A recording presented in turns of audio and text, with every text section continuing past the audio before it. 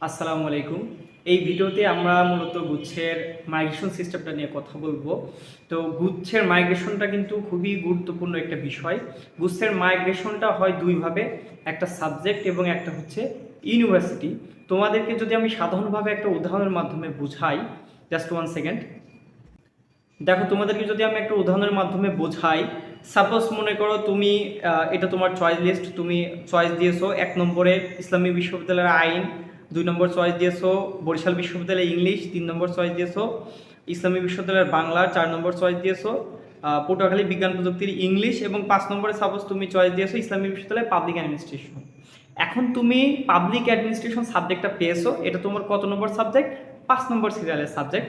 তো এই 5 নম্বরের পরে তোমার যত সাবজেক্ট পিছনের দিকে আছে আর কোনো সাবজেক্টে তুমি যেতে পারবে না। মাইগ্রেশনের সিস্টেমটা হচ্ছে মাইগ্রেশন সবসময় হয় উপরের দিকে। এখন আসো, তুমি 5 নম্বরে ইসলামী বিশ্ববিদ্যালয়ের সাপোজ পাবলিক অ্যাডমিনিস্ট্রেশন সাবজেক্টটা পেয়েছো।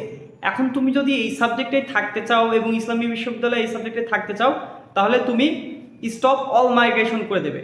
তার মানে তুমি আর অন্য কোনো বিশ্ববিদ্যালয় বা এই বিশ্ববিদ্যালয়ে অন্য কোনো সাবজেক্টে তুমি পড়তে চাও না।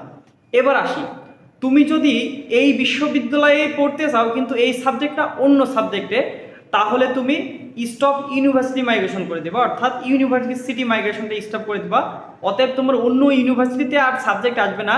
কিন্তু যেহেতু তুমি ইবিতে পাবলিক অ্যাডমিনিস্ট্রেশন পেয়েছো এবং এর উপরে তুমি আইন এবং বাংলা এই দুইটাও ইবিতে চয়েস দিয়েছো, তো সেক্ষেত্রে তুমি যদি ইউনিভার্সিটি মাইগ্রেশনটা অফ রাখো, অন্য কোনো বিশ্ববিদ্যালয়ে তোমার সাবজেক্ট আসবে না।